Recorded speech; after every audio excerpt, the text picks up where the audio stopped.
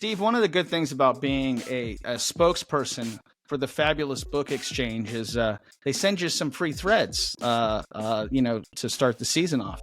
I'm modeling mine today, this beautiful new West Virginia shirt. You can't tell, but this is raised. Like these are raised. I really like it. And one thing about the Book Exchange is all their clothes, when you get them, they're like quality cotton. You know, everybody's like gone online and like saw something on Facebook and you order it and then you get it and it's like junk. It's like crappy cotton and everything. It doesn't happen. You got a package from the Book Exchange too, but you're too dirty to put it on. What's going on?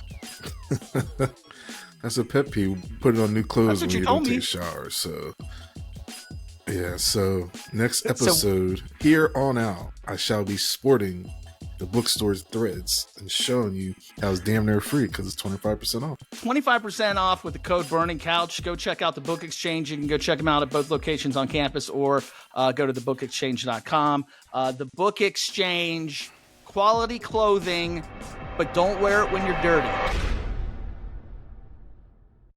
And we are back with another edition of the Burning Couch podcast. I am radio god and legend Matty Staudt, and with me, as always, WVU legend, former NFL running back, and all-around nice guy, Chef Steve Slaton. How are you, Steve? I'm great, Manny. Thank you for that beautiful introduction, as always. Did you call me Manny? It's a Matty. I'm great, Manny. I thought you got spelled correct. Either changes my name to Manny or Marty. Usually Marty. So I get a lot of text to Marty. Hey, we got some stuff to talk about. The Pitt game. We're going to talk about watching that, what we saw, what we liked, what we didn't like. Texas Tech's coming up. I've got a beef with a wedding, and then we're going to play. We don't have a guest today, so it will be a scrimmage round of player or star with Steve Slaton as he takes on Steve Slaton, his biggest competitor yet. Steve, I don't know about you, but I start Saturday morning off. I watch game day and see what the picks are, and I was kind of anxious to see what the picks were. Did you watch that? Oh, most definitely. I think that's every man that's a sports geek starts their morning with college game day. But yeah, no, it's some interesting picks, and hey, the ones made some winners. Hey, our man Pat McAfee. Let's just talk about Pat for a second. He has been very vocal about these Mountaineers, and it's been great. It's it was a while there where he just didn't really talk about the team much or had much good to say, but he was our biggest proponent and pulled the Rock in. And the Rock was smelling what WVU was cooking, and he liked it. Definitely. It was definitely big. But I feel like for the past, even us being optimistic, it wasn't really a lot to talk about on his platform to be as positive as he was this past weekend. Yeah, and of course, our nemesis Kirk Herbstreit never picks us. I don't dislike Kirk Herbstreit as much as other people do, even though he went to Ohio State.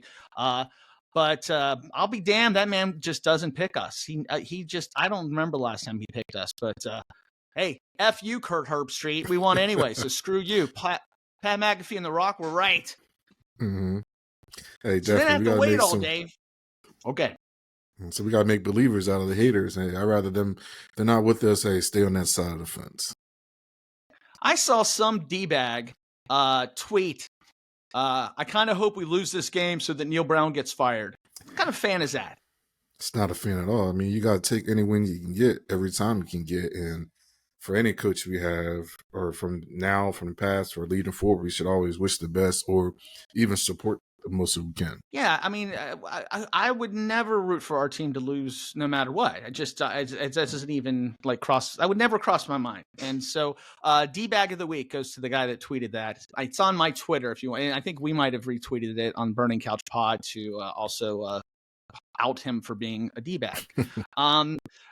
I hate night games because then you got to wait all day. At least here we only have to wait till 4:00, but everybody else has got to wait tonight. But it's still a long day of football to wait through and kind of get it. Especially this game, I was really excited about it, and I even showed up to our watch party like half an hour early by accident, and I thought I was at the wrong place and walked around and everything. And then finally we got kickoff, and that first drive. 3 and out from us, and then they go down and kick. What were you thinking at that point, Steve Slaton? At that point, I mean, it's a game. I don't think we've naturally started fast off the breaks. I think it takes us a while to get adjustments to certain teams. So it wasn't anything worried. I mean, I think the worry started when Garrett Green went down, but we definitely have a good stable of quarterbacks, and the young guy coming, Nika coming in and didn't miss a beat. I mean, I was nervous when Garrett Green went down, but I had confidence in Nico. I think everybody's got, I think if it was in any other backup, there wouldn't have been as much confidence. But people, we know this kid's good. He's a good quarterback. But he was a little shaky to start, which, big stage, national TV. Talk to me about that, like your first time getting in, in a big game, coming in. What is that? How do you handle the pressure, the nerves, or does it just get you? It's definitely nerve wracking. I've heard for any person, any position is going to be nerve wracking just because of, hey, you can prepare like you're starting, but it's nothing like preparing and going into the week and understanding. Because most guys, you got to get a rhythm. I feel like for myself, you got to take those few first hits to realize what the defense is giving you and go out there and play. But the way he settled down, came into his own, and delivered the ball. It seemed like the passing opened up for him, and coach gave him the green light to go. Yeah. So the game. What did I a lot of people, of course, West Virginia fans, we don't know how to win or lose. Everybody's like, well, Jerkovic was just terrible, so we shouldn't get too happy about this. But he was terrible for a reason. I mean, we were pressuring. I mean, our defensive line looked good. Our backfield, which everybody keeps saying how terrible they are, they look pretty damn good too. Yeah, no, it's definitely. I mean, we can, defense definitely does help out making a quarterback look bad, but he was making bad decisions, but we were there to pick up the pieces. So that's, on us for the defense. And that's the type of games that they need to, where they're swarming on all three quarters and being in the game and helping win. Yeah. Beanie's great. And that's the thing too. I would say the difference between this team and some past teams is that we may get those opportunities with past teams, but we wouldn't get the interceptions. We dropped them, something, it would just be something where, we took advantage every time. Yeah, definitely. And even like with those turnovers for the defense, you can see, the excitement, just the camaraderie on the field, to where that really amped them up to getting after the quarterback, getting sacks, getting turnovers, causing fumbles. It was definitely a good feeling for the defense and all over. And I tell you, I was just pleased as punch to see Mountaineer Stadium completely full, completely striped. That was exciting. It was really cool to see that. And just like our friend Pat McAfee also tweeted at the end of the game, WVU is back, baby. And it felt like that. It felt like the fans were back. It felt like we're on something here. Yeah. No, like you say you don't like night games, but I think the players, we really do enjoy those night games, because it's just, hey, you're the last game of the week, or last game pretty much of the day, and a lot of people are going to be watching you. But definitely, this showed that this rivalry is big for us and them. And we're just being down the street, that they showed out to their fans came and showed out, and then our fans came and showed out to watch this game. So it's always good to see the Mountaineer Field packed. Yeah, and I saw, I'm always like tweeting the whole game, and there were a lot of Pitt fans who tweeted how welcome they felt and how good it was, that they were.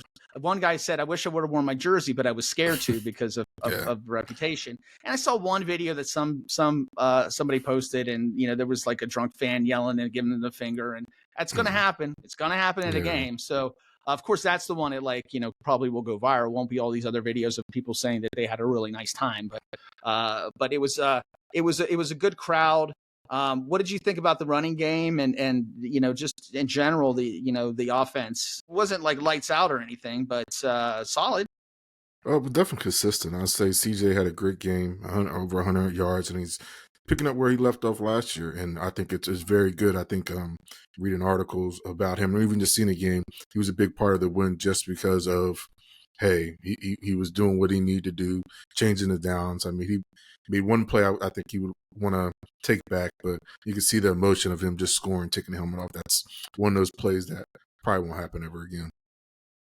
Yeah, I want to ask about that. Like, not to take the helmet off. Like you guys, not to. But is it just you just get so excited? Yeah, sometimes it's just excitement, and it's really just, hey, it maybe been, it wasn't on too tight, and maybe he's just, got a little excited. But hey, he made up for that, so that's the most important thing. Injured. I haven't seen an injury report yet if he's playing this week. I think he's going to be okay, but so that's a bit of a concern. And I've not seen the latest update on Garrett Green as well. So as we go into Texas Tech, a couple question marks there. Texas Tech, kind of an opposite team of Pitt. They're going to be throwing it a lot, so we're definitely going to see if our secondary is as solid as we think they're getting. This could be a classic Big 12, high scoring game. But one we should win. And Texas Tech's one of those teams, like, I don't really have a feeling for. Like, I don't really dislike them or, really have, like, I've got feelings about most teams in the Big 12. I do love that every time Patrick Mahomes wins a Super Bowl, somebody tweets that Patrick Mahomes never beat West Virginia, which is true. But just not a team that I have a lot. I don't know. I just don't think about them that much. I think they're, a very well-passing team. I think they've had great offensive coordinators, great quarterbacks in their system to where it has always been a high-flying offense. But like you said, I think they're not on our radar because we're not Texas Tech fans. So hopefully, our defense can pick up where they left last week and rush the quarterback and get some picks, get some turnovers, some easy turnovers. I think they're going to be fired up. I do. I really do. I think it's going to be I hope to see that continue. If they can continue, then we're looking good the rest of the season. But I do have a giant beef about this game, and it's not the game that I have a beef about. Steve Slaton, I'm from West Virginia. And in West Virginia, when a game's on, nothing's going on. Everything's shut down. Like, there's nothing happening. Like, you don't do things during the game. I'm going back to Wheeling, West Virginia on Friday for a Saturday wedding for my beautiful cousin, Corey. Good Italian West Virginia wedding. It's going to be nice. We got the Italians from Michigan coming. It's the whole Goobah crew. Haven't seen a lot of family for a while. But the wedding is not, the game's at 3:30. The wedding's at 5:30. What the F? Don't do that. He must have got in trouble. Don't ever have a wedding when there's a West Virginia game. Ever. Just don't do it. Because we're all going to be looking at our phones. I'm not going to be paying attention. I'm going to be looking at my phone the whole time. It might be a bad reception, but hey, you must have lost a bet or something. So it sounds like, or you got a good damn price. Yeah, I mean, I get it. I do get it. But I have seen this work to somebody's advantage, and I'll tell you the story. A friend of mine, Staudt Altmaier. Staudt went to Lindsley and Wheeling, went church camp with me. Really good guy, smart guy. He has a brewery down near Austin that he owns. He was a lawyer and then decided to start a brewery and now he's a lawyer again. Anyway, Staudt, he's one of these crafty fellas. He's very crafty. He knows how to get his way. I don't know what bowl game it was, but he decided he had to get a new Ford truck, and he decided, I'm going to go down to the Ford dealership about an hour before the kickoff. He got the best deal that he could ever have gotten because he knew they would want to get him out of there. He knew that they just wanted to get him out of there so that he could, they could watch the bowl game. I got a great deal. So a little tip for you out there, folks. If you're car shopping, go right before a football game. You'll get a good deal, especially if it's in West Virginia. And yeah. That's funny. That's using your noggin. Yeah. Did you ever have to have a family event that occurred at the same time as a game, or do people know better than to, you never missed a game for a family event or anything, have you? No, I think, from being younger, I did miss my sister's wedding over a game. Well, that's her fault for scheduling the wedding when you had a game. Well, it was weight ball too. It wasn't anything, it wasn't, hey, this is going to be as dead as serious as it can be. But I'll say the only other time was I missed one of my sister's wedding because of training camp. Couldn't miss the training camp. It's like $5,000 fine or something like that. Hey, I'm just here so I don't get fined. And again, so it wasn't during, it wasn't during a sporting event. It was during the summer. It wasn't during a game, but it was one of those things to where the flight, the missing a meeting, missing practice, and everything going into is, hey, it's better off sending a gift than being present. I blame your sister. It's training camp. She should have known better. She didn't give you any hard time about that, did she? Oh, no, not at all. So I want to talk before we get to the game. We've got some guests coming up. Owen Schmidt will be coming up. And then a couple guys that you've booked, and I want you to talk about who you got lined up coming up on the show in the next couple weeks. Next coming up weeks, Vaughn Rivers. Hope you guys know him, called Mighty Mouse. He was number 19 when I played. He was actually my big brother in the team. That's what the program we had. So he's a guy that looked out for me. He's from Pittsburgh, so he really does understand the rivalry. He does a lot with kids, especially 7-on-7s. This weekend he brought some recruits down to West Virginia. And then another guy that I think a lot of people should know, one of Morgantown's favorite sons, Blaine Stewart, son up to the late, great Bill Stewart.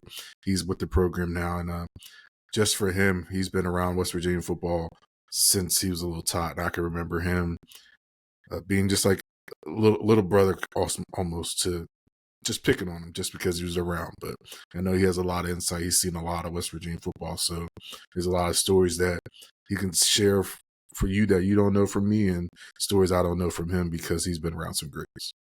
Oh, don't get me wrong. I've got a whole list of questions for both of them, all about you, buddy. I tell you, if you're not following Blaine on Twitter, if you're a Twitter person, follow Blaine. He got good stuff. I just started following him a few weeks ago, and I'm excited to have him on. I mean, that's somebody that's seen it all, and I love hearing about Coach Stewart. I mean, you talk about the players, and I think it's one of the reasons that when WVU didn't go outside to get a coach, I thought it was a good idea because the players have an affinity for people don't understand the affinity they have for assistant coaches, right?